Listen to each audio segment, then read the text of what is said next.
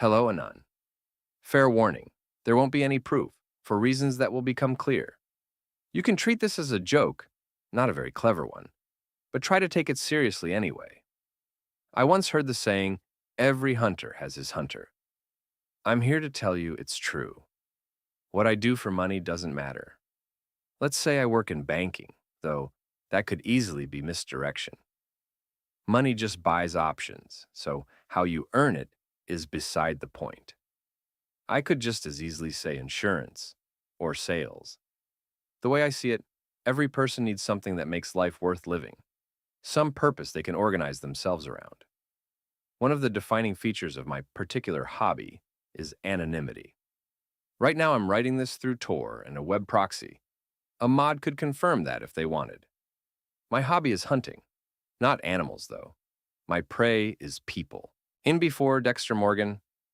Yeah, something like that. Though in the early days, I left traces behind. And honestly, I still do sometimes.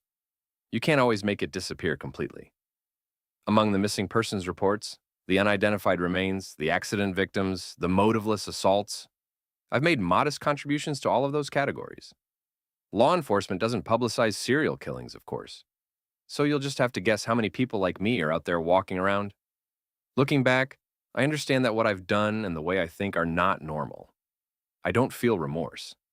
What I remember is the excitement, the taut, electric feeling of being on the hunt. That's probably why I did it. Childhood trauma, too, naturally. But I won't bore you with the story of my wonderful upbringing. Ideally, by this point, you're disgusted with me, which means the news that I probably don't have much time left should make you happy, like recognizes like.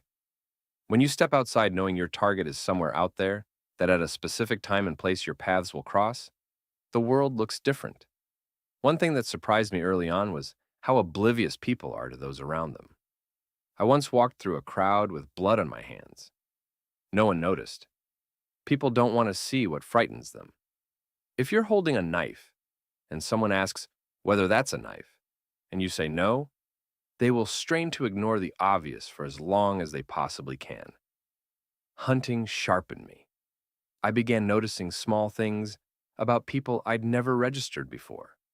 Micro details, tells, patterns. As a side effect, I developed a real understanding of those around me, a heightened observational awareness. And it was exactly that awareness that brought me to this moment. What I'm about to describe is the ordinary event that has me locked in my fortress right now, planning what may be my last move. Nervous. A chance encounter on the street, that's all it takes to change everything. I am warning you that there are things walking among us far more monstrous than serial killers.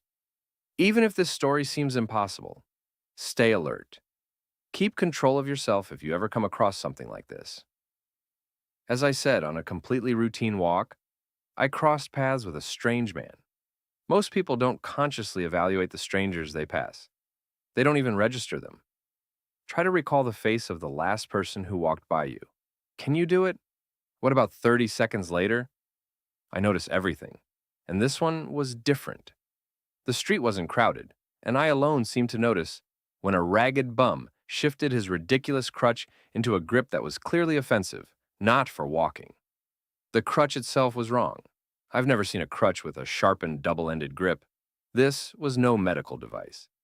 The man was of indeterminate age, with the look of someone thoroughly destroyed by hard living, matted hair, filth-caked skin, a deeply lined face, and where his nose should have been.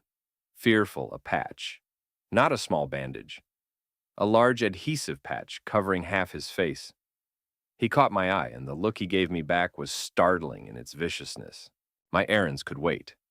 Normally, I plan carefully. I research targets, learn their habits, identify the places they frequent. The hunt should be worth your time. Caving in some coworker's skull with a hammer in a stairwell on a Friday night is tedious.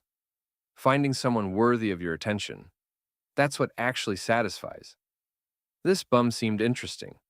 Tailing him was easy enough at first. Saturday afternoon, crowded street, target moving at a slow pace, no vehicle. Then he drifted into an older part of the city. Low buildings, private houses going back decades. I kept my distance. There was no way he'd made me. He turned in at a particular house. I began watching the house. Before my new acquaintance came back out, I had already counted two more bums, equally repellent, going in through the same door.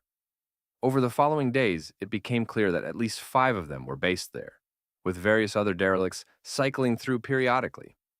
I have to admit now, with some embarrassment, that this is where I made my mistake.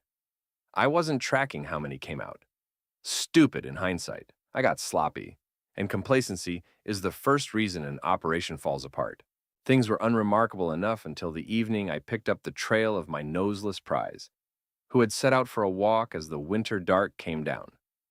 Late winter evening, a strange and repulsive quarry, prime conditions. I came prepared with the broken neck of a bottle, jagged-edged. Given the target's profile, nobody was going to look twice at a bum found dead, with his throat opened by broken glass. While I was waiting for the right moment, I realized the bum was behaving oddly. He was following someone. He was hunting. I found that intensely interesting. A violent vagrant is unremarkable prey, but a vagrant who hunts? That's a different thing entirely. The chase ended near one of the concrete panel apartment blocks. The man being followed turned a corner. My bum turned after him, and by the time I entered the courtyard, both of them had vanished. Then I noticed the trail, small dark spots, a chain of them, leading toward the basement entrance, which was standing open. Those doors are almost always locked. I clicked on my flashlight, fearful. The spots were red. I did not go down. Instead, something in my peripheral vision caught my attention. Movement at the far end of the courtyard. I killed the light and looked more carefully. Another vagrant, who had been standing completely still, was now moving. He had seen the flashlight. A second figure stood off to one side. These men had sealed every exit from the courtyard, positioning themselves at just the right distance from each stairwell entrance to cut off anyone trying to leave. Fearful. Looking at that courtyard now, I recognize it for what it was. A very well-designed trap. Getting out would not have been easy. What a phantasmagoric situation. A serial killer, ambushed by bums. At the time, though, I thought they were just running a mugging operation, getting into a fight that might draw noise, and potentially leave a body behind with evidence that could point back to me. That wasn't something I wanted. So I turned around and walked out of that welcoming little courtyard. I was genuinely surprised when, a few blocks later, I noticed one of them tailing me. Let's just say I was furious about the whole thing, and I decided that at least one of them wasn't going to make it through the night. I tried to lure him into a trap, a quiet spot where I could ambush my escort, kill him fast, and vanish. I'd spent a lot of time learning this city, and I have a few setups ready for different occasions. But the bum wouldn't oblige me by walking past the fence of a kindergarten, where I'd tucked myself behind one of the garden shelters. And then his colleague appeared from the other side of the building, and I damn near had a heart attack. Ragged street trash, running a pursuit on my own ground. In the end, I lost them. Caught a cab, got to the parking lot where I'd left my car, and drove home. Finding genuinely interesting prey with capabilities that actually surprised me, was something. Where you would have seen derelicts, I saw kindred spirits. Hunters working urban game, thinking several moves ahead.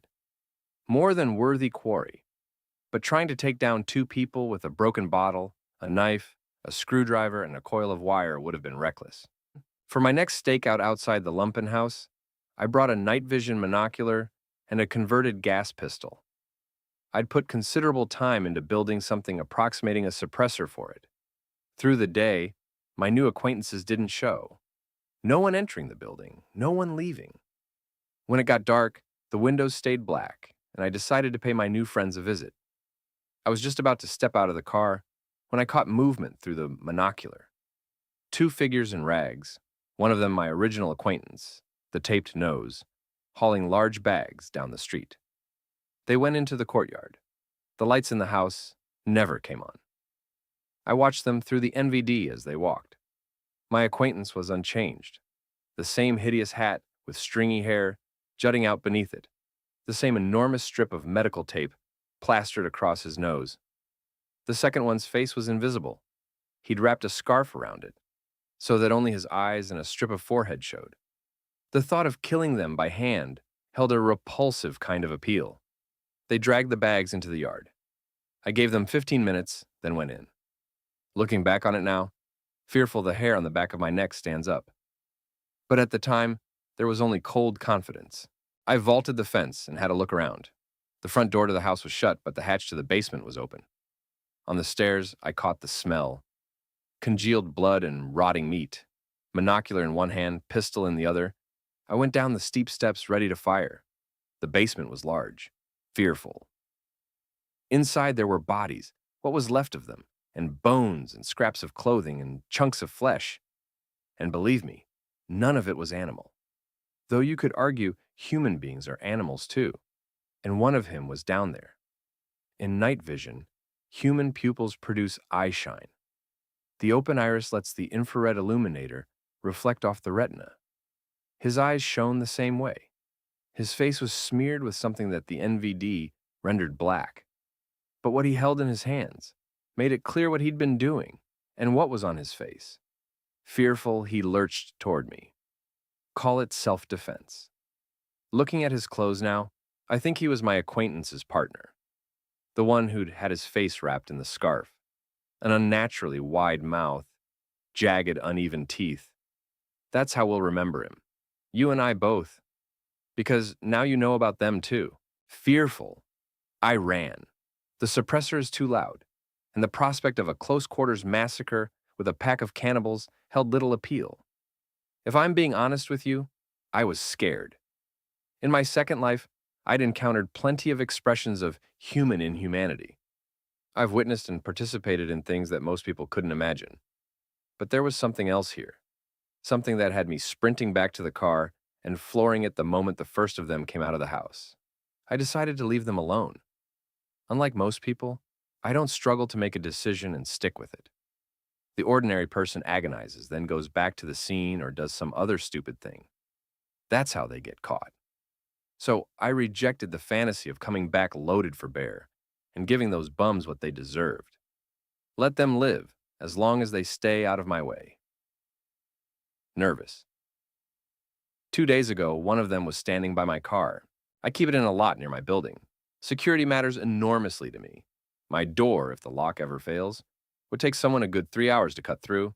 I've installed cameras in the stairwell, and a couple more covering the courtyard and the parking area. I try not to live on a schedule. Schedules are for victims, not hunters. So I'd gotten up early, and by chance I glanced at the monitor, a figure beside my car. Then he moved off and out of frame. From the window, I could see where he'd taken up position. He was watching the car. I took a cab to work. By evening, the bum was gone from the spot. They showed up on the stairwell camera about 30 minutes after I got home. My guess is they'd spread out through the neighborhood and were waiting. Whatever the method, they were very good. Finding a man they'd glimpsed for seconds, working from nothing but a license plate. A plate that isn't even registered in my name, strictly speaking. Fearful. They nosed around outside my door for a while, then left, faster than it took me to decide whether to step out and shoot them with the shotgun. The situation did not sit well with me. Given what they do and the fact that they now know where I live, the prospect of being attacked by cannibalistic street bums felt simultaneously real and utterly surreal. Yesterday I decided to be clever and leave through a different entrance of my building. The place is L-shaped, and in the wing next to mine, some unknown vandal had cut the hinges off the doors to the elevator shaft and the roof, so they don't close anymore. I'd originally planned this route as an escape from the police, but it came in handy sooner than expected. No bums visible in the stairwell, so I left my apartment, went up, and unlocked the roof door with my copy of the key. I had a knife on my belt. I opened the door with my left hand, my right resting on the handle. Fearful, I can say with confidence now, they are not people. People don't move like that. He had a length of rebar or something similar. He came from somewhere to my left. One moment nothing, the next a dark shape mid-swing. And then the knife was in the center of his chest. He knocked me off my feet. I grabbed onto him and kept stabbing with my free hand. I hadn't made a mess like that in a long time. Standing on the roof of my own building, covered in blood, knife in hand, body at my feet. Things keep getting more interesting. I dragged the body down to my apartment, put it in the bathtub, and locked myself in. The bums swept the stairwell several times, and I'm afraid to leave. I looked at it in my bathtub. I opened it up. It looks like a person, but it isn't one. Nervous. I know anatomy well, for practical reasons that should be self-evident. Many of the organs are shared with ours. Some are deformed, as if by disease or a congenital defect. Some I've never seen before. The liver is enlarged, dark inside, no fatty tissue. The gallbladder is deformed, and there's another organ fused to it. Some kind of gland, as far as I can tell. The teeth are sharp, no molars. It's built to eat meat. The brain is well developed. The joints are thickened. The muscle tissue extremely dense. Difficult to cut through. Fearful.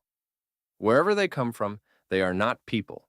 Whether they're the product of evolution, humans who changed, monsters living among us and passing as normal, or the spawn of dark forces I don't believe in, it doesn't matter.